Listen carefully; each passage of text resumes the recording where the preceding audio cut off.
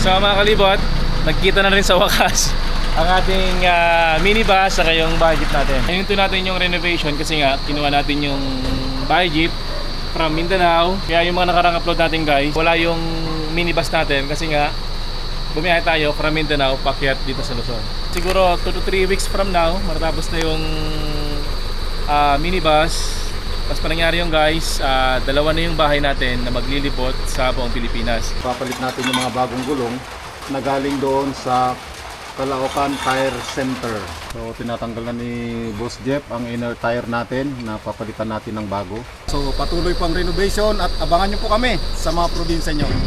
Lilibutin ang buong Pinas, isasama ko lahat ng may gusto. Pagdating ko dyan sa probinsya nyo, dapat ready na lahat ng mga gamit mo. Magpaalam ka na sa nanay mo, makiusap ka na rin dyan sa boss mo.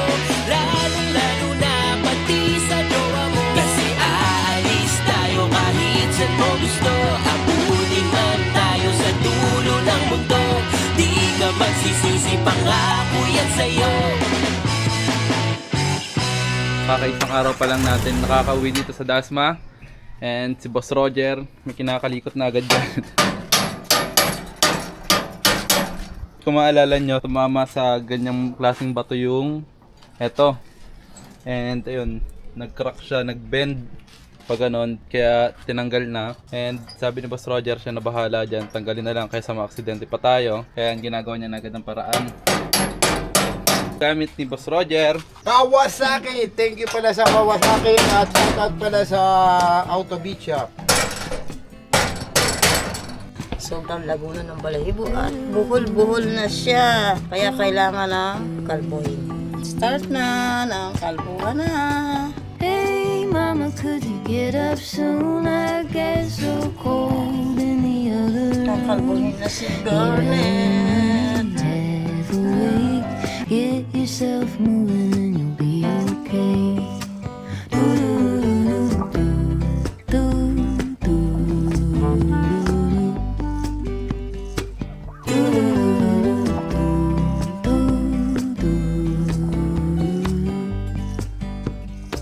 Morning star, clear and true. Your honesty could pierce my heart right through. Plans are paper bound. So mga kalibot, ngayon guys, alis tayo. Atin tayo ng training ni Colonel Busita para sa road safety. Para mga kalibot, syempre dahil naglilibot tayo sa Pilipinas, kailangan ma-remind tayo ng mga rules, mga tamang asal at tamang mindset sa kalsada. Let's go, let's go, let's go!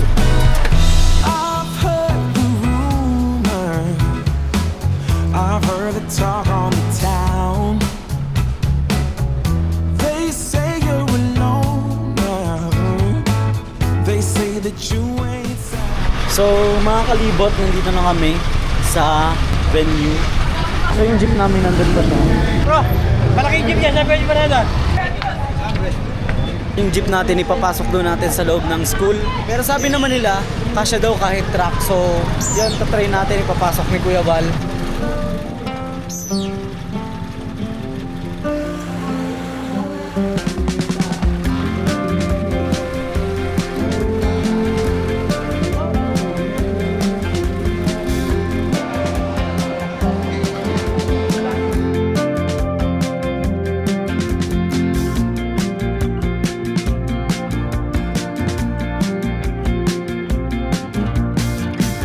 Merong lumapit sa amin na follower, binigyan kami ng merienda. Maraming salamat po kay Sir Irvin. Wow, Krispy Kreme po guys. Shoutout po kay Sir Irvin sa pagbibigay ng merienda sa amin. Quiet lang tayo kasi nasa seminar tayo ni Colonel Busita.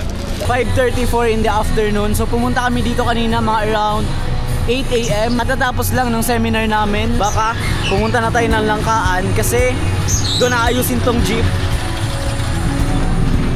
Okay, let's go! Wish that I could stay, wish for this moment to never go away. But it's all in my mind, and though I know that there is nothing to find, You're a beautiful sight in the summer night, and you can't put up a fight in the misty light. So mga kalibot, nagkita na rin sa wakas ang ating minibus sa kayong bahay jeep natin.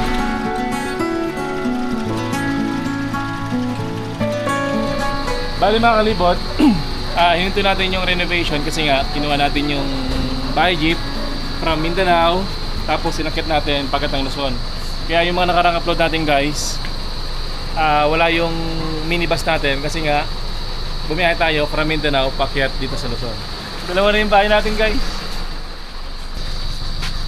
Okay, so yung natin, street light na maandar. Wow, liwanag, grabe.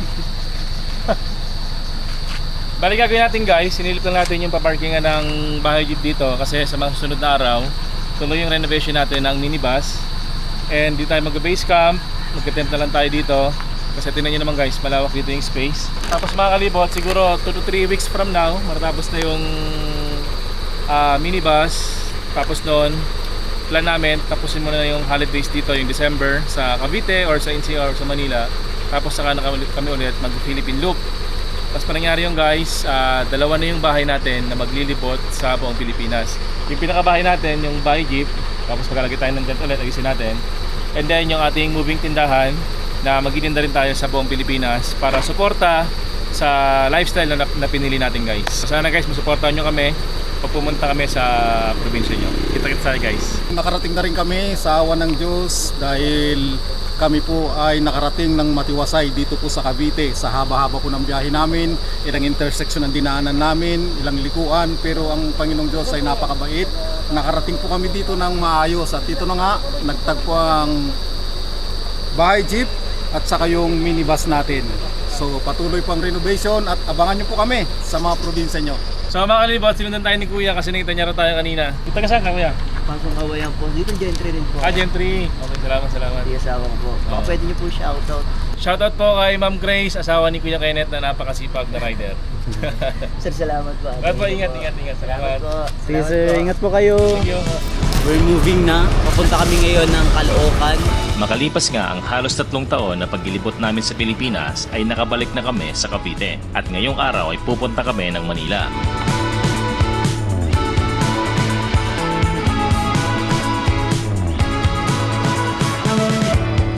Mga kalibot, nandito na si Boy. Please. Okay, may discount. Okay. Oh, saan niya mapunta? Caloocan po. Tara, Mandaluyong ko! Thank you po, thank you. Nag-drop by muna kami dito sa gasoline station para magdagdag ng gasolina para tuloy-tuloy yung biyahe natin. Every morning I see all the same faces, but I don't even know them.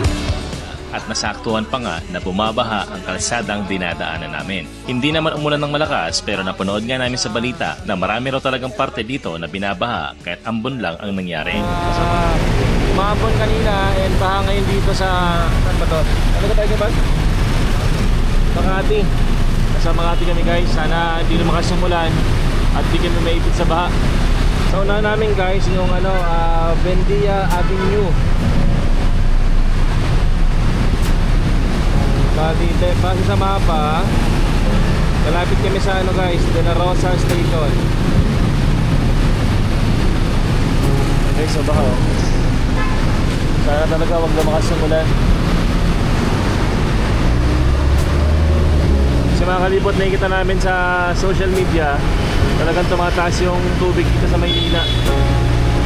Dumaan nga kami saglit dito sa Tire Center Caloocan Branch na nag-sponsor sa amin ng gulong ng kapitbahay dahil gusto raw ni service na makita ang bahay jeep kapag nakabalik na kami dito sa Manila. At nang makita niya nga ang karga naming motor sa likod ay agad niyang tiningnan ang gulong at sinabing ibabaraw namin at papalitan niya ng bago ang mga gulong nito. Nahiya nga kami pero sabi ni Sir Vince ay okay lang daw dahil malaki naman daw na tulong namin sa kanya nung na-promote namin ang kanilang negosyo. Simula raw kasi noong 2023 ay meron lamang silang 3,000 followers. Pero nung nakapag-vlog daw kami sa kanila ay naging mahigit 6,000 followers daw agad ang kanilang Facebook page sa loob lamang ng ilang araw. Marami rin daw nag-inquire at bumili sa kanila dahil mura daw talaga at maayos ang kanilang serbisyo. Kaya naman, Binaba na nga agad namin ang motor, binaklas ang dating gulong, nilagyan ng grasa at pinalitan ng bago.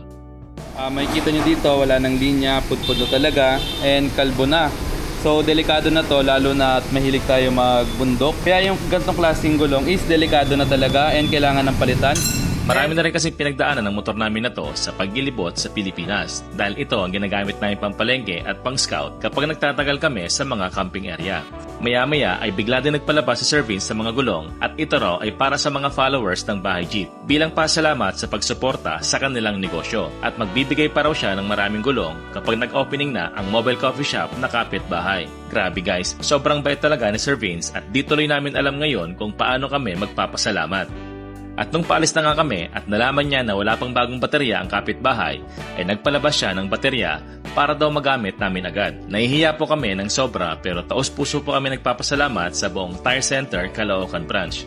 So bali guys, ito yung binigay sa atin nila Sir Vince. Ito guys ang kanilang sariling brand, yung JP Technology of Europe. Maraming salamat po ulit kay Sir Vince at sa lahat na bumubuo ng kanilang shop at sa mga mababait nyo po ng mga empleyado. Kaya kung kailangan nyo rin guys ng mga gulong, inquire lang po kayo sa Tire Center Caloocan Branch. Siguradong sa kanila ay mura, maasahan, mababait, at siguradong mapagkakatiwalaan.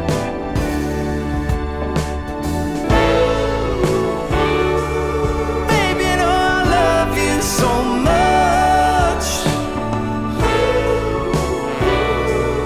So mga kalibot, what's up? Nagbabalik ako muli. Hey! Ay, dito pala yung jeep, guys! Paano yun mo? Ngayon mga kalibot, dito po tayo sa tapat ng Bahay Jeep. Alam niya! And ngayon mga kalibot, gumising kami ng maaga kasi alit namin si Jair sa airport. Daddy and then si Jaire. Andito na sila. Time check, it's 2 blank. And shoutout guys kay Sir Alan sa pagpapahiram ulit ng kanyang sasakyan. Okay, Bal. Hello po, good morning. So, kulang pa pahinga namin guys. Pero okay lang yan.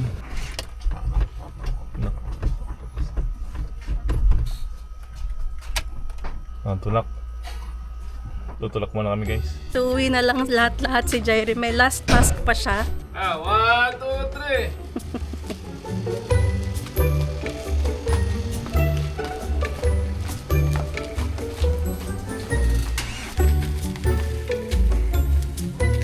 Ops na ops.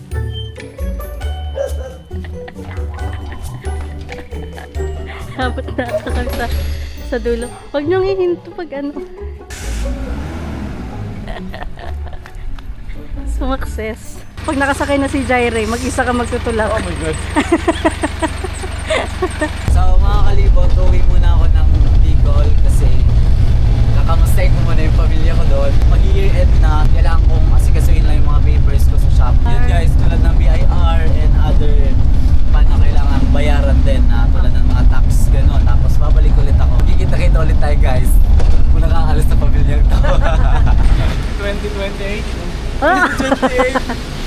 Uy, para sa bayan! Para sa bayan pa! May kampanya tayo para sa bayan. O, malilate ka na. Bye! Salamat sa lahat. Salamat sa lahat! Diba, nagsabi na ako. Salamat sa lahat. Sinabi namin sa kanya na hindi namin pipigilan kung aalis na siya ng tuluyan. Uy, tumakbo ka na. Kulang ka na sa oras. Takbo! Bye! Bilis!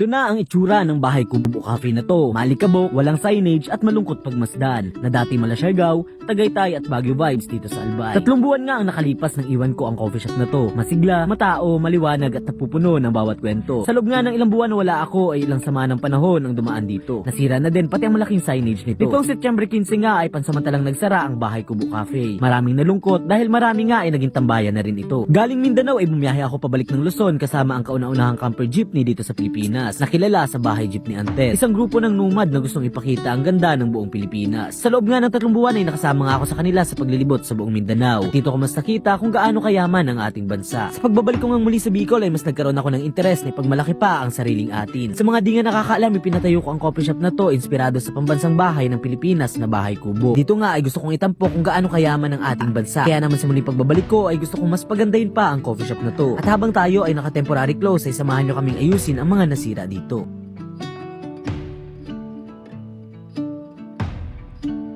So kahapon po ay sinimulan na po namin pag-inflate ng ating mga gulong para matama po yung pressure at pinaghigitan na rin natin yung mga lagnat o yung mga tornilyo. So ito po yung bahay jeep natin at ito rin po yung ating minibus at ito yung chief mechanic natin. So ngayon po ay sisimulan na natin ang paggawa. Lalagay na po ng Starlink para may connection tayo ng Starlink. So ito po ang helper niya, malaking tao, si Kuya Antit, para sa ating Starlink. Iatras banda rito sa portion na to. Tapos yung tent natin na malaki, yung kulay green, ay ilalagay po natin dito sa bandang loob para makapagtrabaho siya at the same time nababantayan niya po yung ating mga ginagawa. So ito na po, medyo iatras natin yung sasakyan at pinag-connect-connecta na ni Kuya Jeff yung mga baterya natin. So ito po, naipatras niya na po at medyo maluwag-luwag na doon. Sisimulan na rin po nating linisin yung portion na yan at sinisimulan na po ni Kuya Antet na linisin. Suddenly, the world I used to know, I see it differently. You woke me from a dream, now here's reality. Baby, baby, you are really hurting me. 'Cause every time you tell me I look good and that I'm doing fine, but nothing ever changes. And now I see, baby, you are hurting me. Stuck in repeat. Stop lying. I know you're playing your part, but baby, it's breaking my heart. How could I know? If you don't need me, just let me know when I go. Truthfully, the game that you've been playing felt so real to me. I once believed that you could be my destiny. Baby, baby, you are really hurting me. Who is she? How can you reject me so damn easily? Who are you and what are we? Baby, baby, you are really hurting me. I know you're playing your part, but baby, it's breaking my heart. How could I know? If you don't need me, just let me know when I go. I know you're playing your part. Patuloy pa rin ang paggawa natin kahit umuulan. Ang si Kuya Roger, kagagaling kang po sa taas at inayos na yung ating bubungan. Si Boss Jeff naman ay patuloy ang kanyang ginagawa na pagtanggal ng ating gulong kasi nga ipapalit natin yung mga bagong gulong na galing doon sa Caloocan Tire Center. So tinatanggal na ni Boss Jeff ang inner tire natin na papalitan natin ng bago. Ito, naliligo tayo para magpalit ng gulong. So kita nyo naman mga kalibot, yung mga gulong niya ay talagang mas makinis pa sa ulo ko. Ibig sabihin, kinakailangan ng palitan yan. So guys, alis muna kami. Papaayos namin yung mga gulong, papakabit namin sa rim, tapos papahangin na namin para makabit na natin sa minibus. The sky is blue, the sun is high. sitting here on my own. I think of you, you're on my mind, you know. To me, that's alright. Green grass on my neighbor's lawn. Maybe I should take a stroll. And to me, that's alright.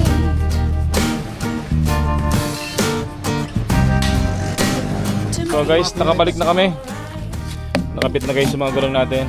And kasama natin si Ricky. Tutulong daw siya. I spend my days just dreaming about you. So guys, kinakabit na ni Kuya Bal saka ni Kuya Ricky yung gulong natin. Kasi wala pa si Jeffrey. Ang laki ng tinaas, no? So, kita ka ng gulong natin guys. Kasi mga kalibot, ginawa namin kung ano yung gulong ng bahay jeep. Yun din yung size na nilalagay namin dito sa bus. Para kung sakaling ano man, magkaroon ng aberya, at least para parehas yung gulong natin. Bale pagkatanggal pala yung mga tornilyo na yan, ano? Mga bolt na yan. Tanggal yung gulong mo, no? Kalimitan yun, nangyayari sa mga hulihan. Yung mga pangsiwa 90 sir ng single bearing. Napuputol yung nakikita na lang nila, uuna sa kanila. Kaya pag magko-commercial, dapat double bearing. Hindi sa huli. Yung hindi nila ako nakita ng ilang araw nang makita yung niyan Akala siguro kasama niyo na ako Magandang umaga mga kalibot. Tayo po ay patuloy sa ating pong ginagawang minibus. So kahapon po ay patuloy ang aming pagtanggal ng mga gulong, pagpalit. Ngayon po ay andito si Boss Jeff ulit kasama si Kuya Ricky. Tinatanggal po natin yung lumang reserba po ng minibus. So ito po siya. Yung minibus. Ayan po. Tatanggalin po ito, lumang gulong, at ipapalit po natin itong gulong na ito. So yan po yung dalawa na yan. Papalit po natin dito sa dalawa ng rim na ito. Sira na yung mga iba nito. Kinihintay pa natin yung kapalit para ma-install natin yung pangalawang gulong, yung outer tire. Para-paraan lang yan So bali ngayon mga kalibot, pupunta kami ng Shell kasi papacheck namin yung jeep guys, yung pangilalim. Kasi parang doon lang yata kakasya yung bahay jeep natin para ma-check yung pangilalim natin sa kung ano pang maintenance na pwede natin gawin. Kasi si Jeff guys, yung mekaniko natin, focus siya doon sa bus. So para ma-maximize natin yung oras, hanap tayo ng iba na pwedeng makasikaso ng bahay jeep. Ngayon bali ngayon pala guys, kasama ko lang si Kuya Bal, si Lito, saka si Pacman, si Jaire, umuwi muna ng Bicol, si Mami mamaya susunod. Tapos yung mga bata guys, may school, kaya doon muna sila sa bahay. Atras Kuya Bal, atras! Baka sumayad. Oo, tiklipin muna namin. So guys, hay tayo konti, tiklip muna natin yung likod natin. Pero kung patras, hindi pwede no? Mahirapan no? Okay. So guys, natupin na natin yung ano natin, carrier. Dahan-dahan! Okay. So dito mga kalibot, kasyang-kasya kahit matataas na sasakyan.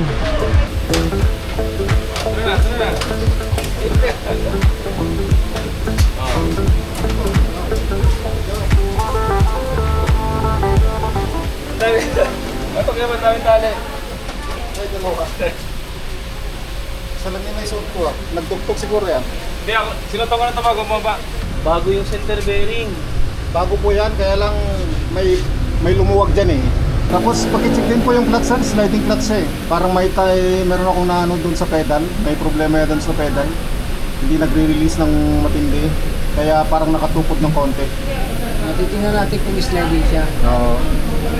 Pag binaba yung lining mo, kung sliding siya, isasabay mo na yung oil No, seal. oil seal.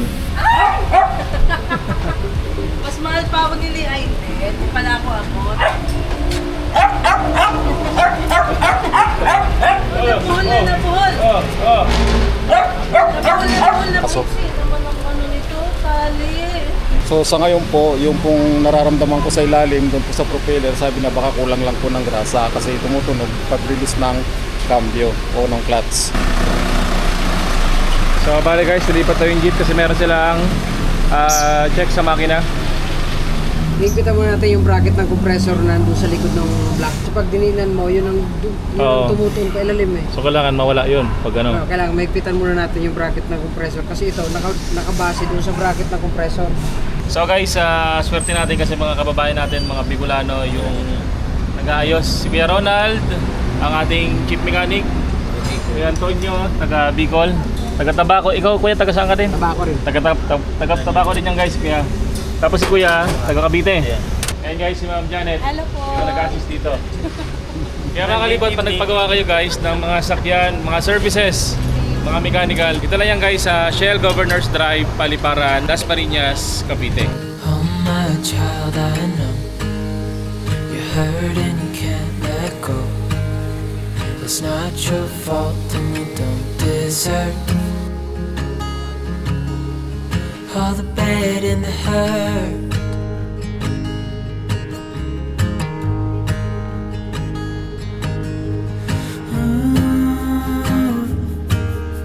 I know you tried so hard. I know you've done your part. It's not fair. You did your time. How much longer will you suffer in this life? But don't give up. So guys, so ating pangalawang bahay, di pa tapos. Nabalita Mang Roger. Bangon niya na. Ano yan? Repolyo. Ang chef namin si Mang Roger. So bali mga kalibot, ito yung parking namin dito. Ito yung garahe namin. Yung tent, yung office. Tapos itong kusina, gawa lang ito ni Mang Roger. Itong lababo, gawa niya lang to. Gawa niya lang to lahat guys. And yan yung aming parking. Pagkatapos nito guys, dalawang bahay ang maglilipot. I know you've tried so hard. I know you've done your part. It's not fair. You did your time.